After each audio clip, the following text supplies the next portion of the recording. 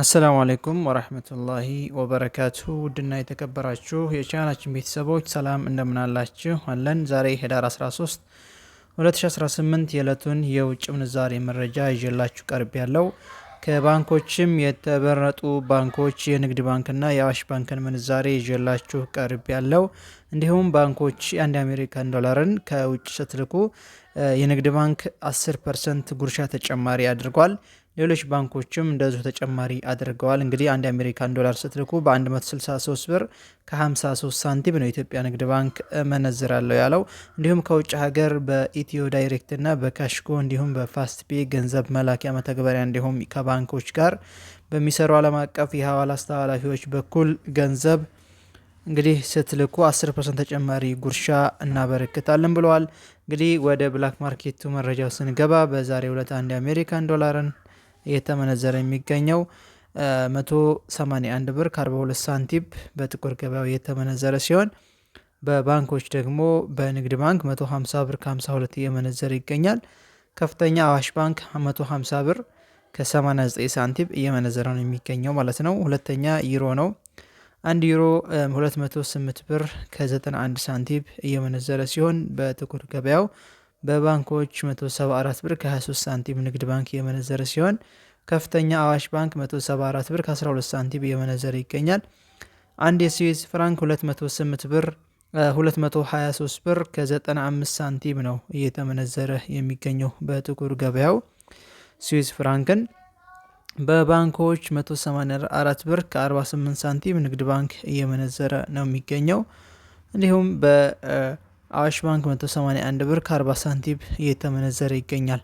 ሌላው ካናዳ ዶላር ነው። 128 ብር ከ51 ሳንቲም ነው እየተመነዘረ የሚገኘው። እንግዲህ ካናዳ ዶላርን በባንኮች 108 ብር ከ12 ሳንቲም ነው እየተመነዘረ የሚገኘው ማለት ነው። ሌላኛው አውስትራሊያን ዶላር ነው። 117 ብር ከ05 በጥቁር ገበያው እየተመነዘረ ሲሆን እንዲሁም ሌላኛው ደግሞ የቻይና ዩሃን ነው። አንድ የቻይና ዩሃን 25 ብር ከ51 ሳንቲም ነው እየተመነዘረ የሚገኘው። ይሄን የቻይና ዩሃን ደግሞ በንግድ ባንክ 20 ብር ከ75 እየተመነዘረ ይገኛል። ሌላኛው የእንግሊዝ ፓውንድ ነው። 1 ፓውንድ 237 ብር ከ37 ሳንቲም እየተመነዘረ ሲሆን እንግዲህ የእንግሊዝ ፓውንድ በባንኮች ደግሞ 194 ብር ከ01 ንግድ ባንክ እየተመነዘረ ሲሆን በአዋሽ ባንክ 198 ብር ከ55 ሳንቲም ነው እየተመነዘረ የሚገኘው። አንድ የኩዌት ዲናር 590 ብር ከ76 ሳንቲም እየተመነዘረ ይገኛል። የኩዌት ዲናር ደግሞ በባንኮች ንግድ ባንክ 481 ብር ከ10 ሳንቲም እየመነዘሩ ይገኛሉ ባንኮች ማለት ነው። ሌላኛው የዱባይ ድርሃም ነው። የዱባይ ድርሃም በብላክ 49 ብር ከ41 ሳንቲም እየተመነዘረ ሲሆን በባንኮች ንግድ ባንክ 40 ብር ከ98 ሳንቲም እየመነዘረ ይገኛል። እንዲሁም የሳዑዲ አረቢያ ሪያል ነው። 48 ብር ከ38 ሳንቲም በጥቁር ገበያ እየተመነዘረ ሲሆን በባንኮች 40 ብር ከ13 ሳንቲም እየተመነዘረ ነው የሚገኘው። ሌላኛው መረጃችን የኳታር ሪያል ሲሆን 48 ብር እየተመነዘረ ይገኛል። አንድ ኦማን ሪያል 471 ብር ከ50 ሳንቲም እየተመነዘረ ይገኛል። አንድ ጆርዳን ዲናር 255 ብር ከ90 ሳንቲም እየተመነዘረ ይገኛል። አንድ ባህሬን ዲናር 481 ብር ከ35 ሳንቲም እየተመነዘረ ይገኛል። የግብፅ ፓውንድ 3 ብር ከ82 ሳንቲም እየተመነዘረ ይገኛል።